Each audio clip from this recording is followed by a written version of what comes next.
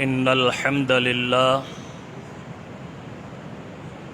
والصلاة والسلام علی رسول اللہ اما بعد فاعوذ باللہ السمیع العلیم من الشیطان الرجیم من ہمزہ ونفخہ ونفثہ بسم اللہ الرحمن الرحیم ومن احسن قولا ممن دعا الى اللہ وعمل صالحا وقال اننی من المسلمین۔ حضرات گرامی قدر، اسلام ایک ابدی ضابطہ حیات ہے۔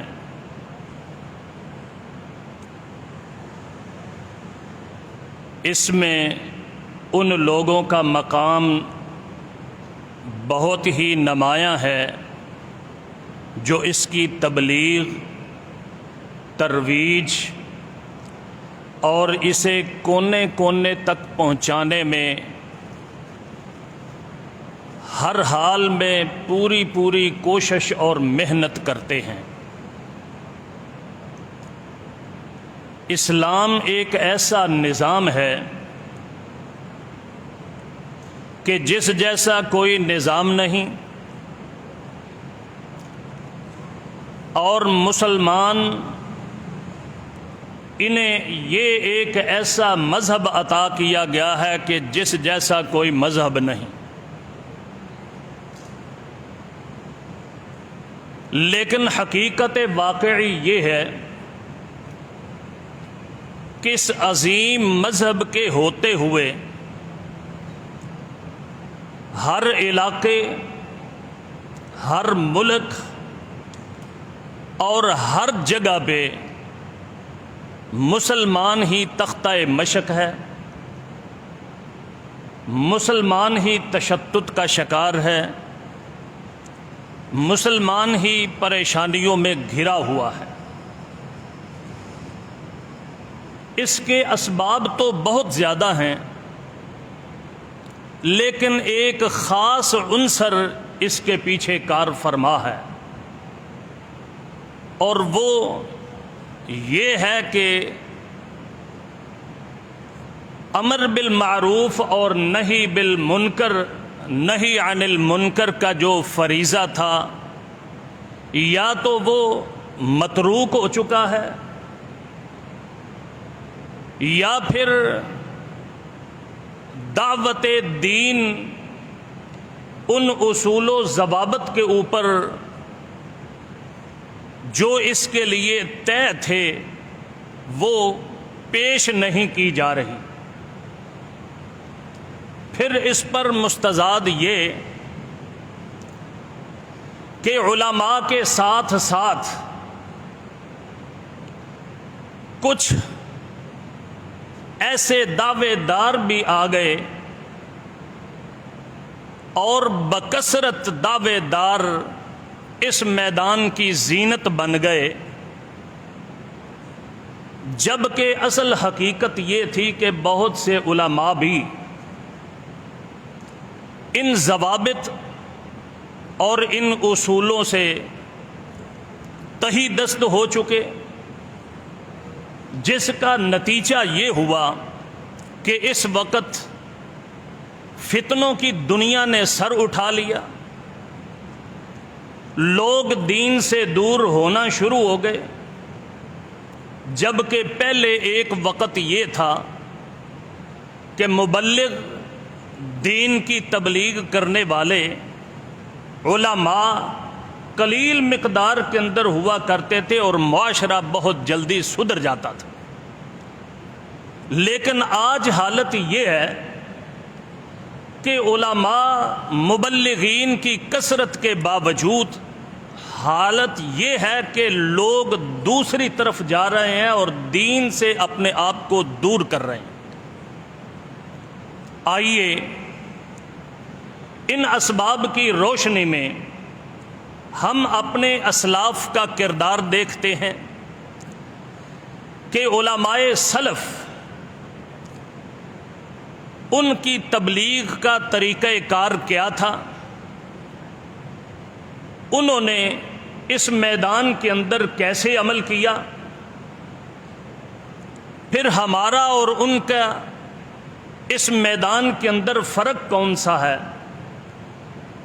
تو میری اس گفتگو کو آپ 3 حصوں میں تقسیم کر سکتے ہیں۔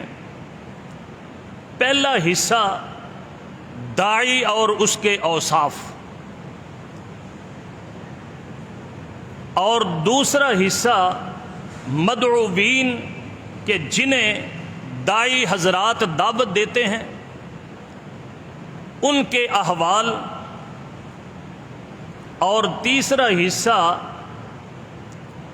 اسلوب دعوت یا اسلوب بیان اور ذمہ داری اس کے حوالے سے یہ کیا ہونی چاہیے۔ عزیز طلبہ، دعوتی میدان کے اندر داعی کی شخصیت بڑی نمایاں ہوتی ہے۔ اس کے اندر ایسی خوبیاں ہونی چاہیے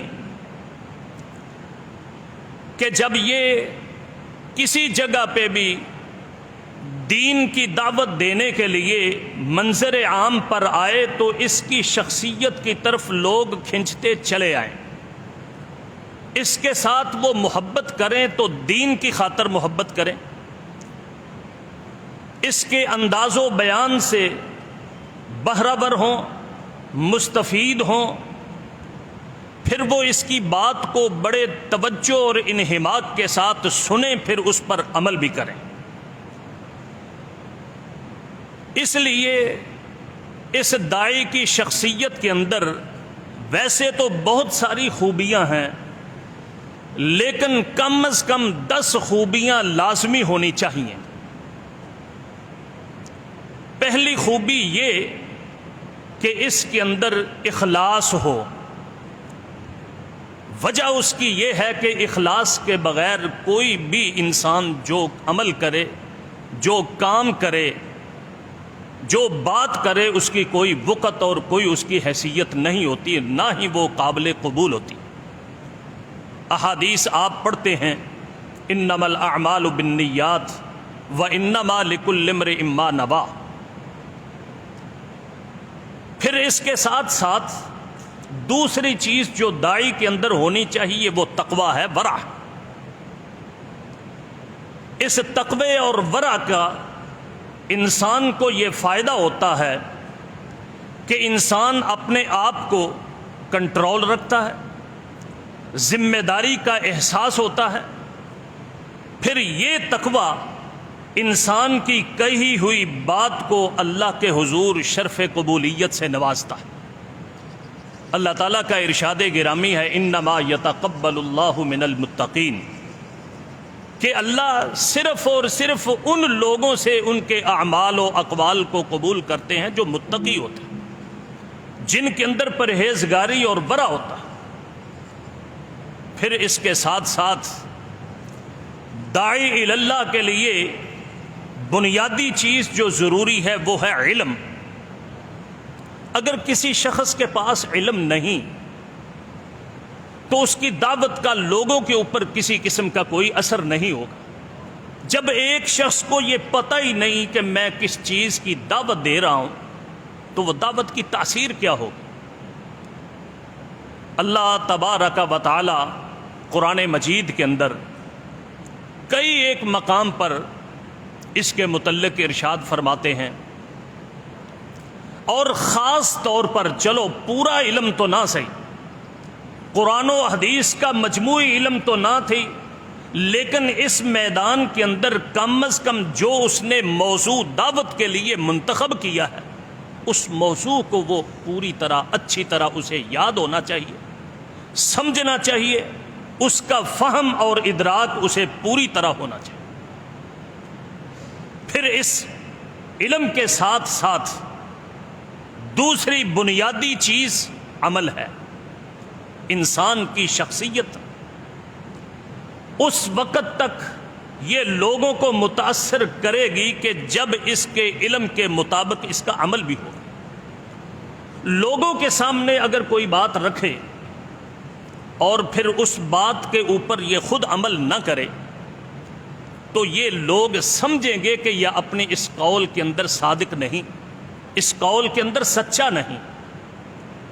حافظ ابن تیمیہ رحمہ اللہ ایک مقام پر تبلیغ دین کے لیے جو بنیادی چیزوں کو ضروری قرار دیتے تھے وہ فرماتے ہیں علم سب سے پہلے بنیادی چیز ہے اور اس کے ساتھ ساتھ عمل، اور تیسری چیز فرماتے ہیں علم.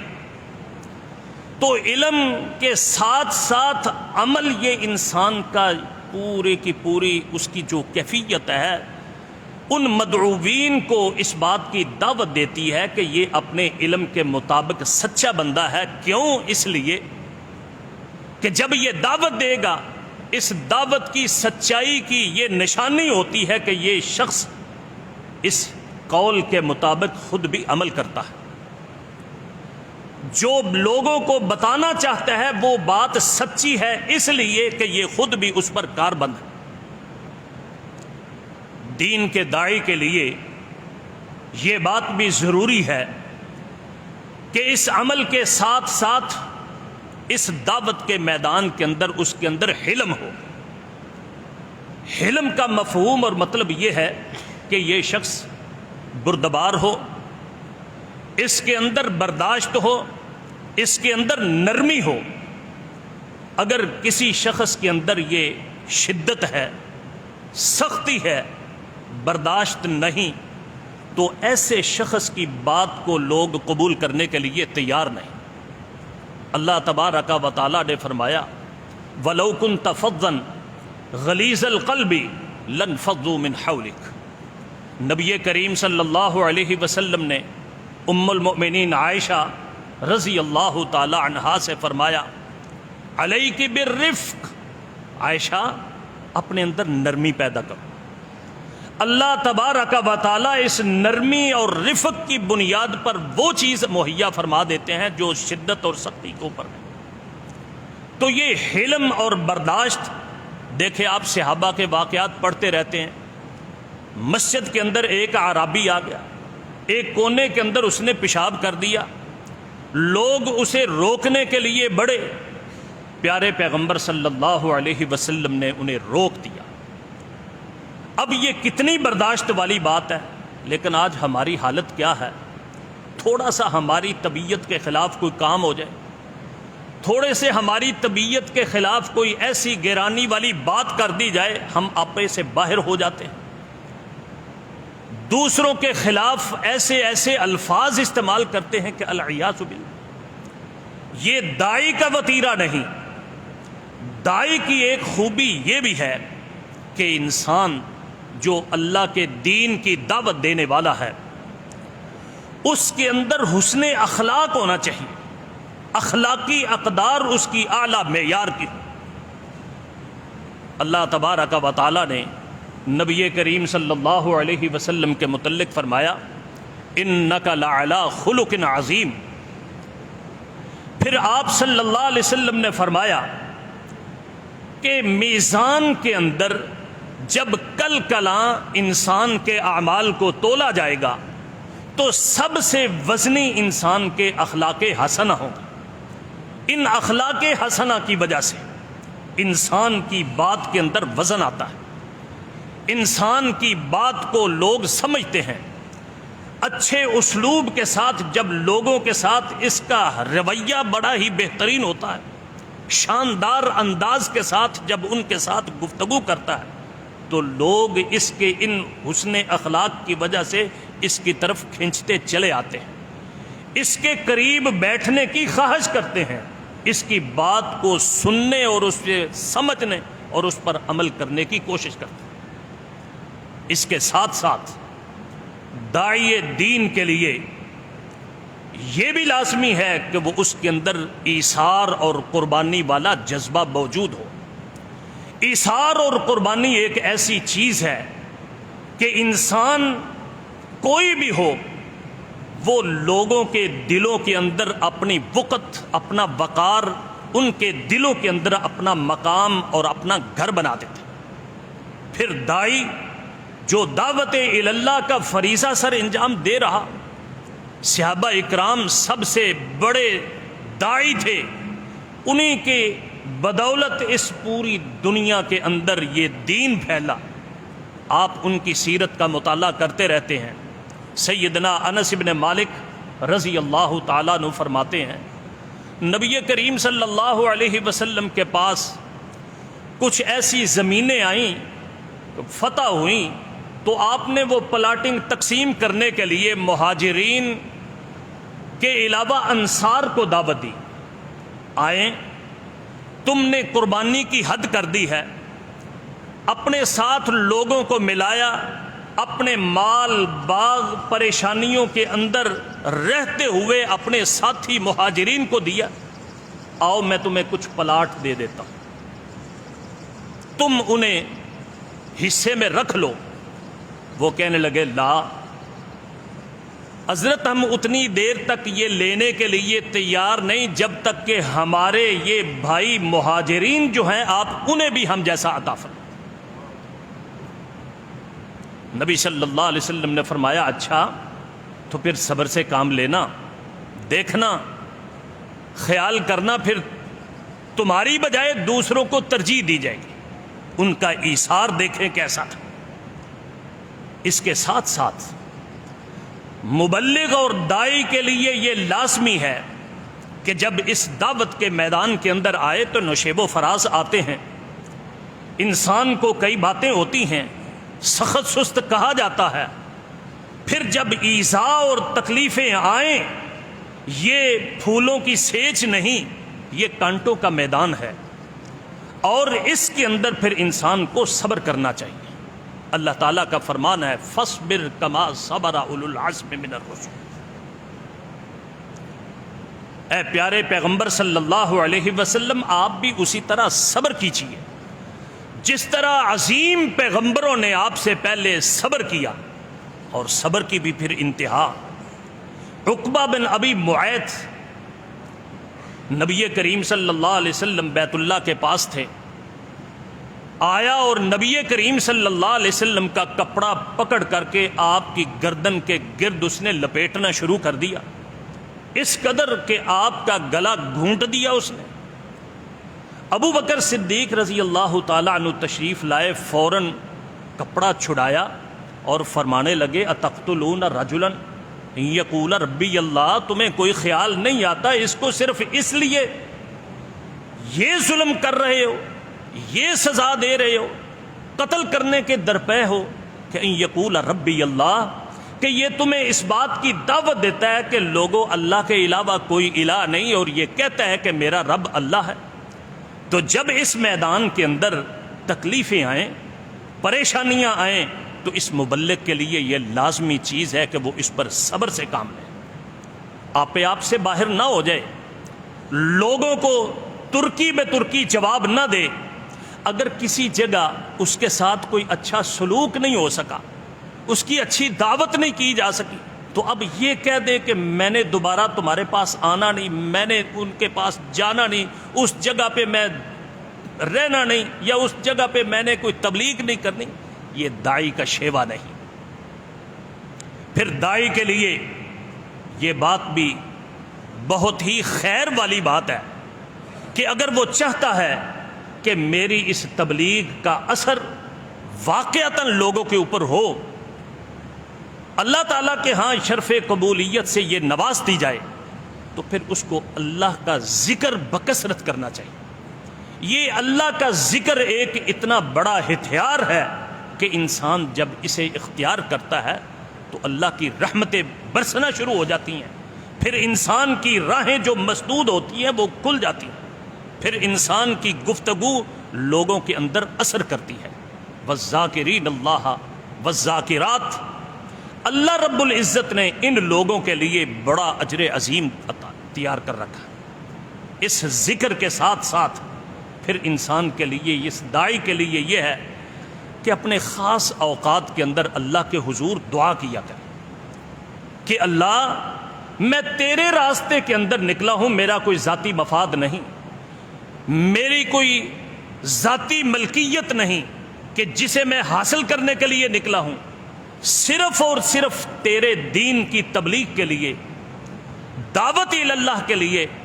اللہ اس کے اندر تو نے یہ چیز ڈالنی ہے کہ اس کو قبول کیا جائے۔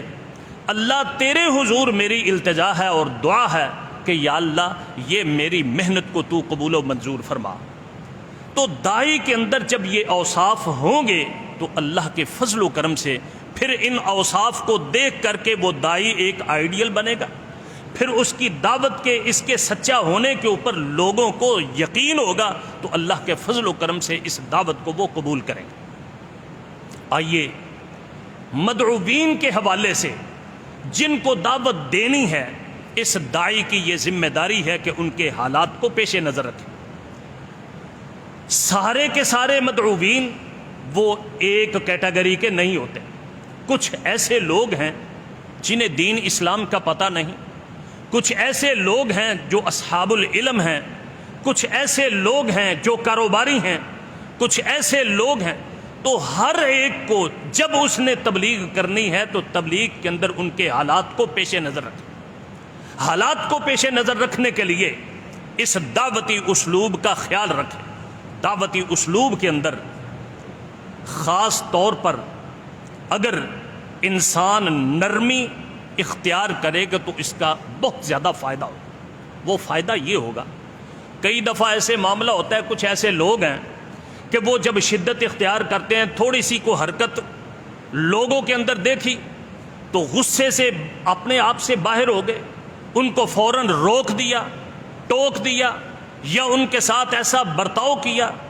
یہ داعی کی شان نہیں۔ داعی کا مقصد کیا ہے؟ تبلیغ کرنا، فتویٰ بازی کرنا اس کا کام نہیں۔ یہ فتویٰ صرف اور صرف ان لوگوں کا کام ہے جو صاحب الافتاء ہے۔ داعی مصلح ہے، اس کا کام اصلاح کرنا ہے، اس کا کام نمک پاشی کرنا نہیں کہ لوگوں کے زخموں کے اوپر نمک پاشی کرے، یہ اصلاح کرنے کے لیے ہے۔ نبی کریم صلی اللہ علیہ وسلم کی زندگی، آپ کے صحابہ کی زندگی اور تبلیغی مشن اس بات کا گواہ ہے۔ پھر اس داعی کے اندر یہ دعوت دینے والا کام ہونا چاہیے، اصلاح والا کام ہونا چاہیے۔ اس کے اندر یہ کام نہ کرے کہ لوگوں کو رسوا کرے، ان کو نصیحت کرے، رسوا نہ کرے۔ یہ رسوا کرنا یہ داعی کا کام نہیں۔ اس سے اس کی اس دعوت کے اوپر اثر پڑتا ہے اور اس کا نتیجہ الٹ ہو جاتا ہے۔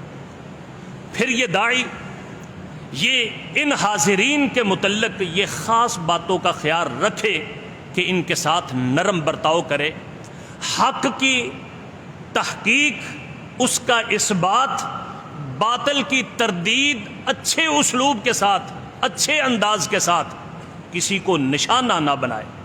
نبی کریم صلی اللہ علیہ وسلم کی سیرت طیبہ ہمیں اسی بات کی دعوت دیتی ہے۔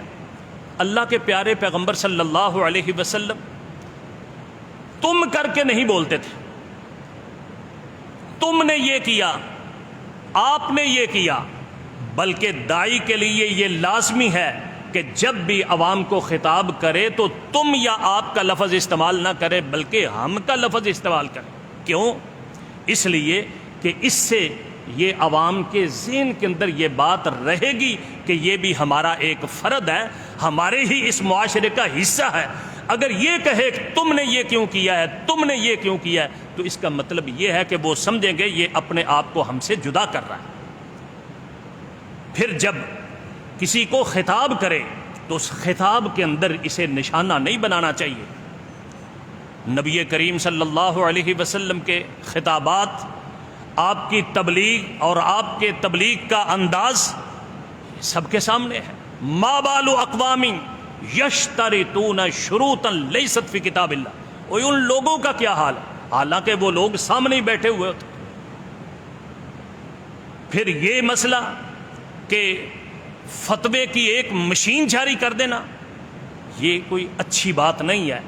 اللہ کے پیارے پیغمبر صلی اللہ علیہ وسلم قرآن مجید کا اسلوب، احادیث کا اسلوب، مسئلے کی وضاحت، پھر اس مسئلے کے اندر اس کی حقیقت، بنیادی باتیں بتا دینا، پھر اس کے ساتھ ساتھ لوگوں کی رہنمائی کر دینا، غلط بات کی تردید کر دینا، کسی کے اوپر تان، کسی کے اوپر قدغن، یہ کام نہیں کرتے تھے۔ پھر جوابی معاملے کے اندر جب یہ معاملہ بن جاتا ہے تو ایک خاص حالات اس بات کا تقاضا کرتے ہیں، تو ان خاص حالات کے پیش نظر اگر کوئی شخص ایسی جوابی کارروائی کرتا ہے تو ان خاص حالات کے اندر ہونی چاہیے۔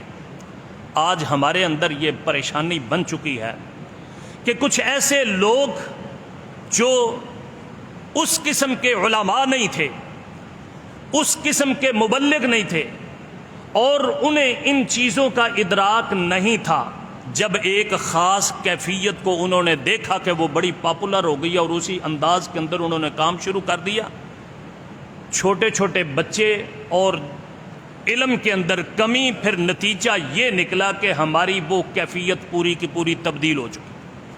آج اس وقت وہ امر بالمعروف اور نہی عن المنکر جو دین کی تبلیغ اور دین کی دعوت تھی، وہ دین کی دعوت نہیں رہی، بلکہ حقیقت کیا بن گیا؟ یہ دعوت دین یہ انجوائے بن گیا، یہ ایک ذائقہ حاصل کرنے والی چیزیں بن گئی۔ فلاں جگہ پہ چلیں جی، وہاں بہت مزہ آتا ہے، فلاں صاحب آئیں گے جی، ان کی تقریر اتنی لچھے دار تقریر ہے کہ بس اب کیا کام ہے جی۔ اللہ ان سب علماء کو جزائے خیر دے، میں کسی کے اوپر تنقید نہیں کر رہا۔ اصل حقیقت اس کے اندر یہ تھی کہ مبلغ کا کام ہوتا ہے کہ لوگوں کی سروس کرنا، لوگوں کی اصلاح کرنا، لوگوں کے رسوم و رواج کو ٹھیک کرنا، لوگوں کو دین کی طرف راغب کرنا۔ لیکن ہماری مصیبت یہ بن گئی ہے کہ ہم لوگوں کے رواج کی طرف خود ہی ہم نکل آئے، جو وہ چاہتے ہیں ہم انہی کی ڈیمانڈ کے مطابق دینا شروع کر دیتے ہیں۔ تو میرے بھائیوں، حقیقت اس کے اندر یہ ہے کہ داعی خود لوگوں کو دعوت دیتا ہے، داعی کا یہ کام نہیں کہ لوگوں کے پیچھے وہ چل نکلے، لوگوں کی بری بات کو وہ اس انداز کے اندر رکاوٹ ڈالے، لوگوں کی بری بات کو اس طرح وہ رد کرے کہ انسان اس کی بات کو سمجھے بھی، اس کو قبول بھی کرے، اور اس کے ساتھ ساتھ انسان کے اندر اپنے اس مزاج کی جو کیفیت ہے وہ برداشت کے اندر ہونی چاہیے۔ اتنا برداشت ہو کہ انسان کسی قسم کی کوئی ایسی حرکت نہ کرے۔ اب دیکھیں صورتحال عجیب قسم کی ہے، مبلغ حضرات جب بیٹھتے ہیں سٹیج کے اوپر تو پھر یہ انداز اختیار کرتے ہیں۔ میرے بھائیوں، مجھے اگر دیکھنے والی میری اگر 2 آنکھیں ہیں تو میری طرف 100 آنکھیں ہیں، میری ہر حرکت نوٹ کی جا رہی ہے۔ اگر میرے کان 2 ہیں سننے والے تو مجھے سننے والے 100 کان ہیں۔ میری ایک زبان ہے اور میرے خلاف 100 زبان نکلے گی۔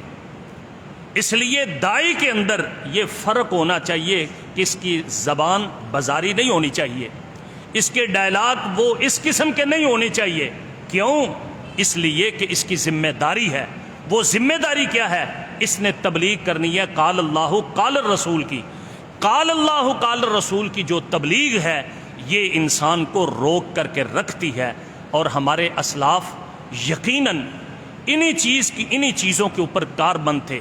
ان کی تھوڑی سی بات بھی وہ بہت زیادہ مفید ہوتی تھی، تھوڑی سی گفتگو ان کو زیادہ فائدہ دیتی تھی۔ لیکن آج ہمارے لمبے لمبے خطابات، لمبی لمبی تقریریں وہ اوپر سے گزر جاتی ہیں۔ وجہ اس کی کیا ہے کہ جو اسلاف کا اسلوب تھا وہ حقیقتاً ہم نے اسلوب ترک کر دیا ہے۔ جو اسلاف کے اوصاف تھے وہ ہمارے اندر اوصاف نہیں رہے، اور جو اسلاف کا بیان کا اسلوب تھا وہ ہمارے بیان کا اسلوب نہیں رہا۔ اللہ ہمیں اس بات کی توفیق عطا فرمائے کہ ہم ان اسلاف کے بیان کا اسلوب بھی اختیار کریں، ان اسلاف کی خوبیاں بھی اپنے اندر پیدا کریں، اور ان اسلاف کے جو عادات اور جو مدعوین کے حالات کو وہ پیش نظر رکھتے تھے ہم ان کو بھی پیش نظر رکھیں۔ اللہ مجھے اور آپ کو کما حق ہو اس بات پر عمل کرنے کی توفیق عطا فرمائیں۔ وما علیہ الا البلاغ۔ سبحانک اللہ، بارک اللہ فیک۔